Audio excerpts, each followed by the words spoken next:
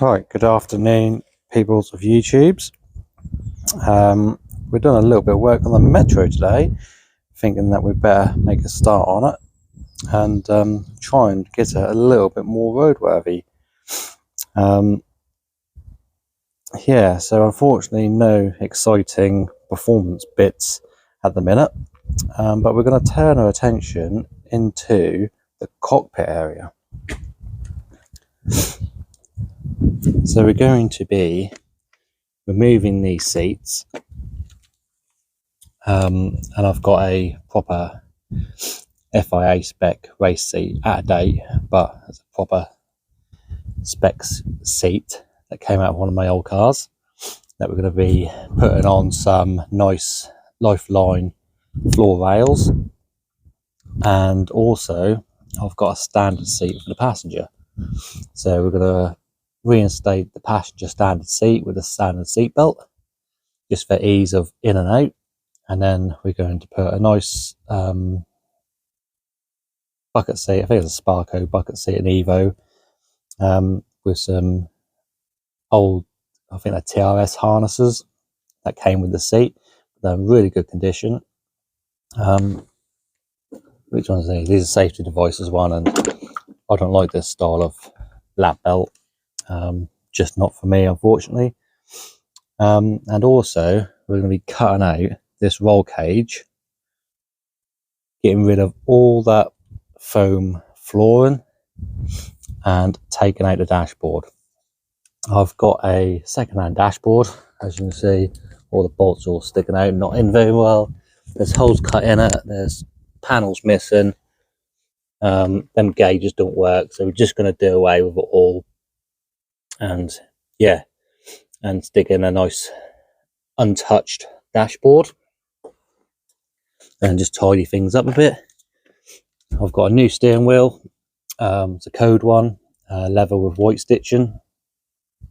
Yeah, just to again tidy it up. It says it's a Momo steering wheel, but I don't think it's a real Momo steering wheel. I think it's one of these eBay fake ones, because that line isn't even in the centre. It should be over here somewhere.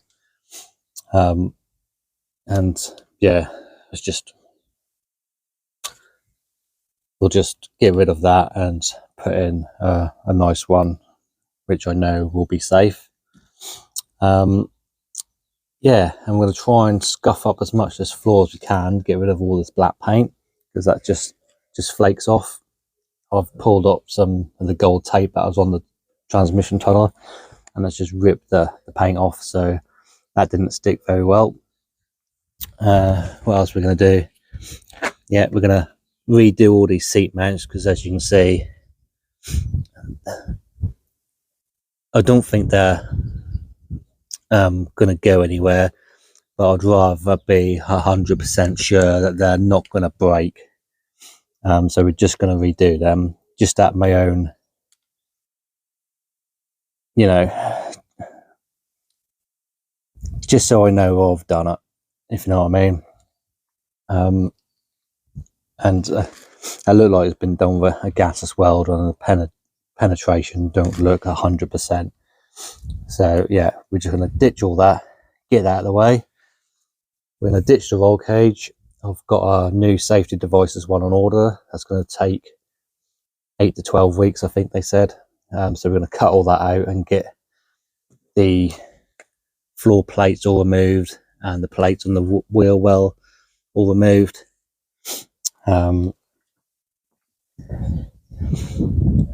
This harness bar here, I think I might just keep this in for now, until we get the cage and weld the cage in, just so we've got somewhere to put the belts. And yeah, this is all seam sealed up, and I hate it when people seam seal over welds, because you can never tell what the welds are like underneath. So we're going to get rid of that eventually, but we're going to keep that just for the meantime. That's nice and strong.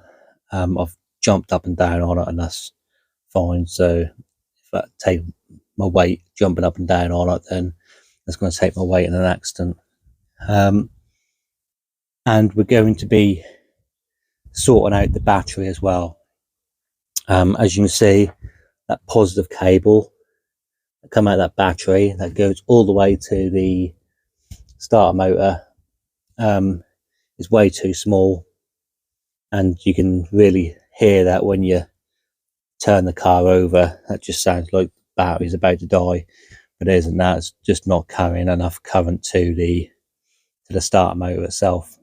The negative terminal absolutely fine, so we'll just re-terminate that. I've got a nice new battery tray to put the battery in, and then we'll just relocate that somewhere else.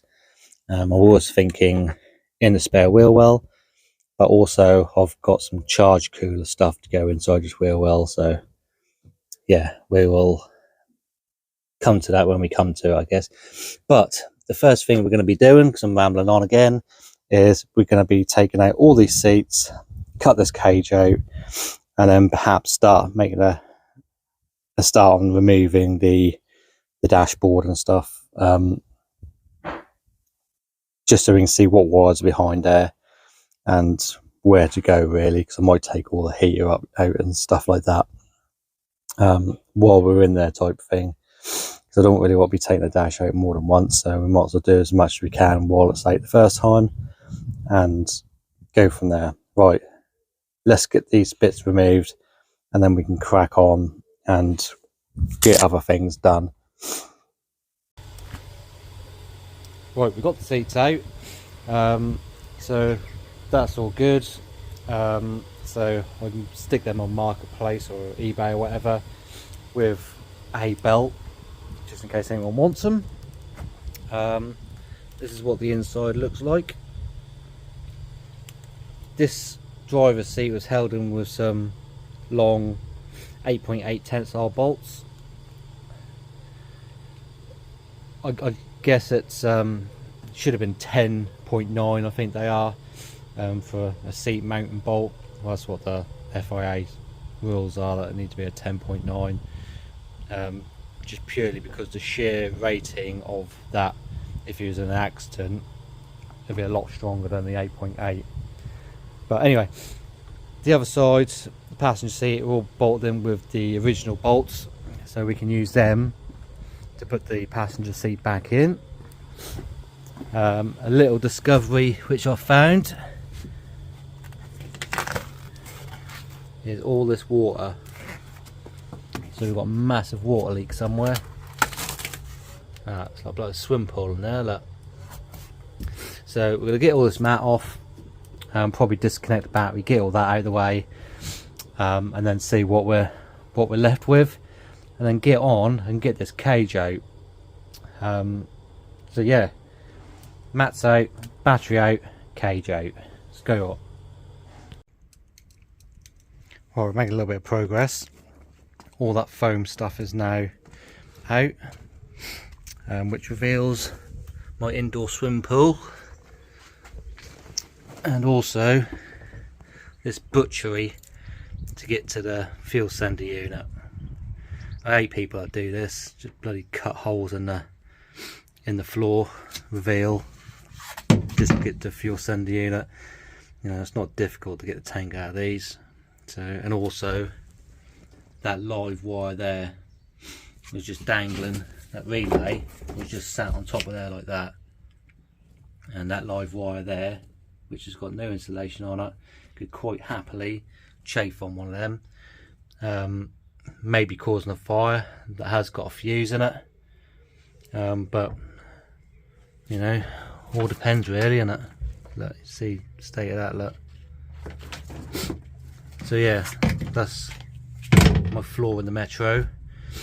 Moved the battery tray, got a little bit of a welded patch there, not sure if that was due to rust or strengthening, I don't know, but we might whip that out and repair that properly, so it's a little bit nicer. What else have I done? Taking the door cards off, because I got some Carbon Effect ABS plastic to do both the doors and also the rear quarters as well, just to tidy that up a little bit. So I think now I'm gonna take this dash out which I don't think it's going to take too much, because we've got a bolt missing there and the other side is only half in, and just a couple of Phillips headed screws at the top there, so give me about 4.5 seconds and that'll be out. Right, let's get that out, and then we can move on and get the cage out, and then I think I'm going to call it a day. Oh, and that was what was in the door pocket, so I've now got to pick all that up and stick all that in the bin. Right, let's crack on, because I haven't got a lot of time left. Right, that's the dash out. You can probably see why I wanted to take it all out now. And stave all them wires. Most of them we probably wouldn't even use, to be honest with you.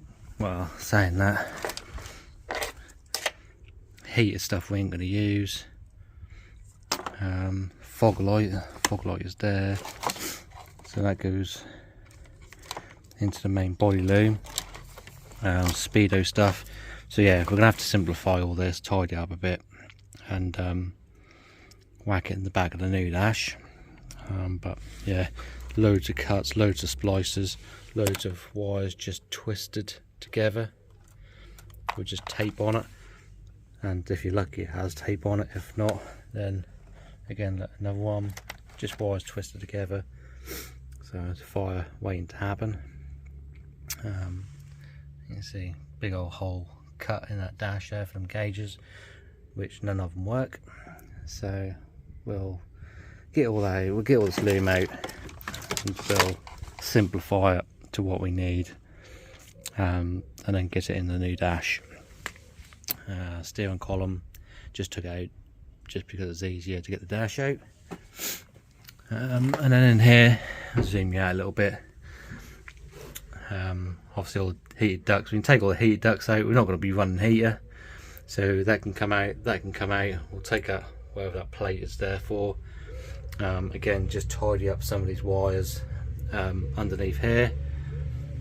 Yeah, little loom. We did have a casualty. The Speedo glass thing broke. Don't even know why, I barely touched it, so maybe it's just brittle or had a little crack in the corner or something and just finished it off. But hopefully we can just get a new glass or a second-hand Speedo. I know these rev counter Speedos go for silly money now, but I think the standard non-rev counter Speedos use the same glass, so maybe we can get one of them. Yeah, so there's various other brackets we can do away with, all the radio wiring. We'll cut that back as much as we can, and then obviously we can use the ignition, the live and the earths off them for the boost controller and wideband gauges and all that sort of stuff. So yeah, we can do that. We'll get rid of all the sound deadening as well, pull all that out, as well as the stuff on the floor. We'll get rid of all that.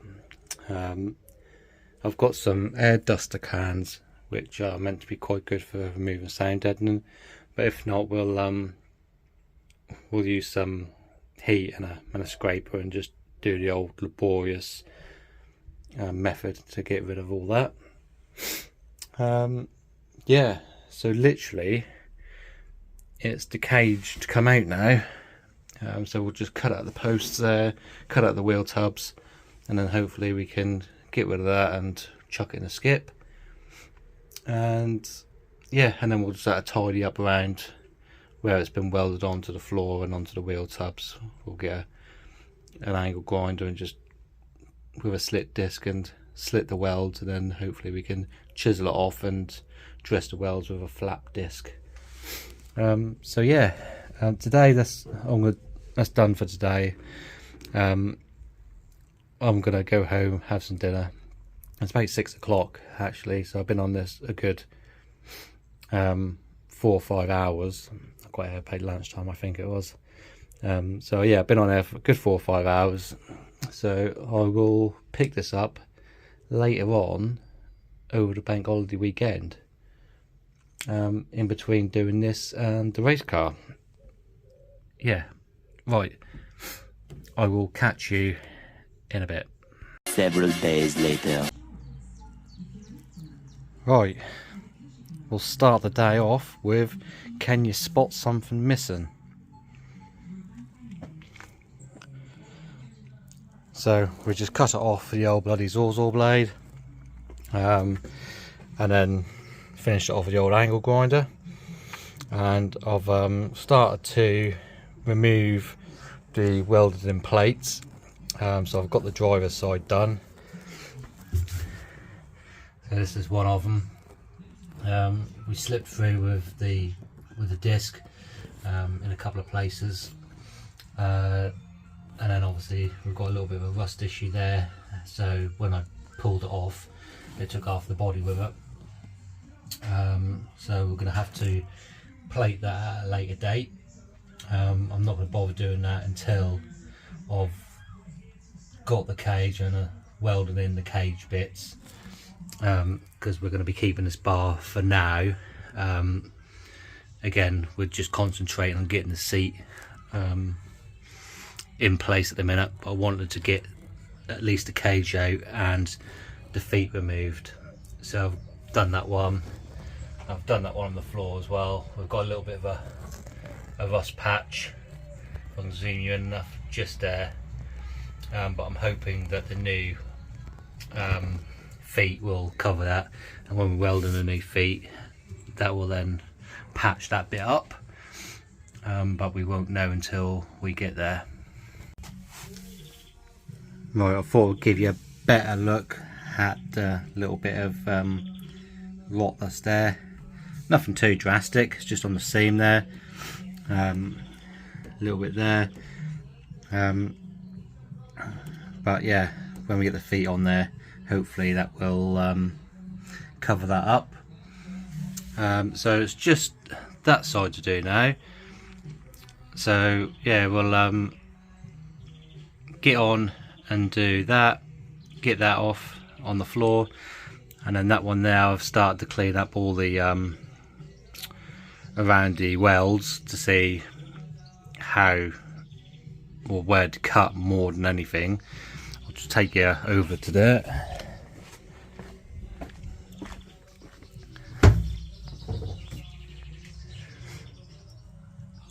So yeah, we'll cut all them welds out, and then hopefully we can get that plate off. What I normally do is I'll cut just inside these welds here, so partially into the plate and onto the welds, and then we can chisel the actual plate off itself, and then we can dress the welds up. That's the easiest way I've found to doing that.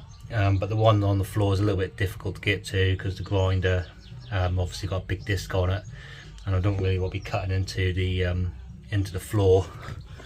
I'll just take you around to there.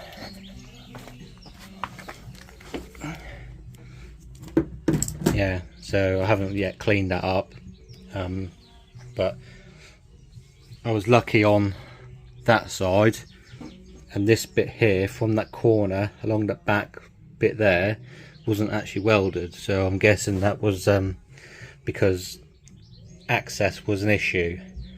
So yeah, I'm gonna start off getting that one off, and then we'll carry on do that one, and then I'll probably call it a day. I know this is like the first bit into this part of the video, but I've actually been here for a few hours, and it's actually taken me about two and a half hours just to dress them bits out, and then obviously the cage cutting out was about 10 minutes, and then trying to get the cage out was a good 20 minutes, figuring out how to get it out without damaging anything. I could have just cut it straight in the middle, and that made my life a little bit easier, but by the time I've sort of messed around with it and thought about it, that was already out. So right, let's get on and get these bits out of the way and dressed up, and then we'll either call it a day or move on to something else. Right, so we've got this one off now. Again, I've gone through the wheel tub with the angle grinder, so we'll just have to knock that back in from the outside to make that flush, and then we'll just weld that back up again. So I'm now going to attempt to do this one, but again we've got a couple of bits that are missing where it hasn't been welded along there, and I think along here. So it's literally just that little spot weld there, and then obviously all the way around there. So same sort of thing. Gonna cut the plate out and then dress it up as best I can, but we can see we've got another little bit of rock going on there. So we'll see how bad that extends. Hopefully it's just the same as the other side. So right, I'm just gonna get on with it, get this out, and then I'll be probably heading home. Right, that patch is out. We've got a little bit of rot underneath there, so we'll probably have to see that, look, might have to deal with that before we put the feet in, but that's nothing too major. Again, a little bit there, so we might just put a little patch in there and yeah, try and sort that out before we put the foot in. But I thought I'd cut this out because I'm curious of why that's on there. So I'm just gonna cut that out, same as the other ones, and we'll see what's under there. Well, that was what was under there, so I don't know what that hole was for. I mean, the exhaust is just there, so maybe side exit exhaust, I don't know. Right, I'm just going to clean this up and then pack my tools up and call it a day. Right, quite good progress today. So we've got the cage out, we've got all the feet cut out, we've got a little bit of patching up to do where I've gone too far with the grinder. Obviously that little hole there we need to patch up and sort something out with that. See if we can get a little hatch or something that can be screwed in, and then like a removable hatch, just in case we need to access the pump at any time. Yeah, and obviously we've got a little bit of welding to do down there. I've given the car a little bit of a hoover out from all the dust, but as you can see we've still got all this glue residue to get off from when these mats just stuck down, and also I'm going to try and get all this sound deadening off as well. So I'm going to try a couple of methods. I've got the air duster cans, so we'll try that first. If not, well, I'll use the old heat gun method and do it the old laborious way. I have done something else as well.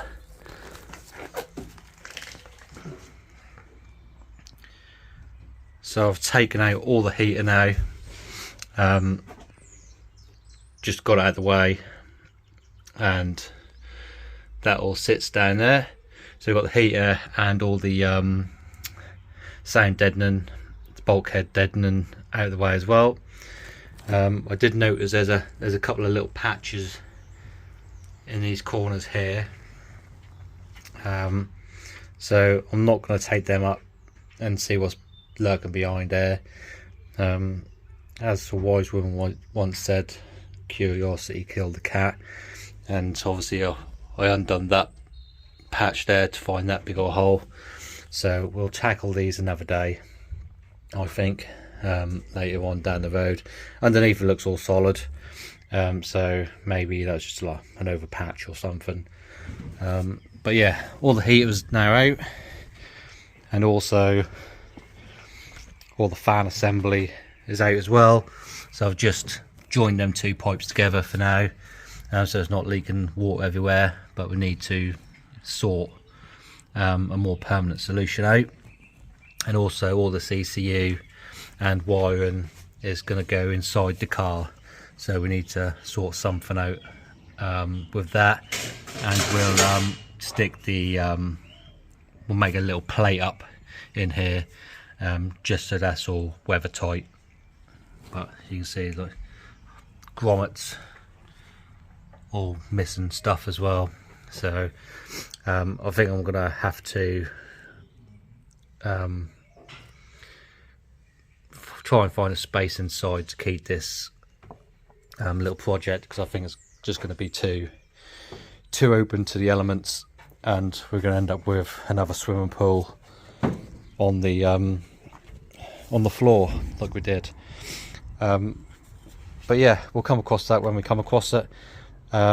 So for now, I think that episode will be enough, or the footage in the episode will be enough. So the next one's going to be, we're going to mount the seat rails in on the driver's side and get the driver's side seat all done and sorted, and obviously probably just get that bit of sound deadening out, because once I get these seat rails in, they're not going to come out. There is a bolt-in kit that you need to weld the plates on, and then you can obviously bolt the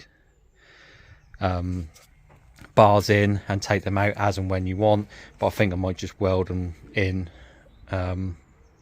just to be pedantic really.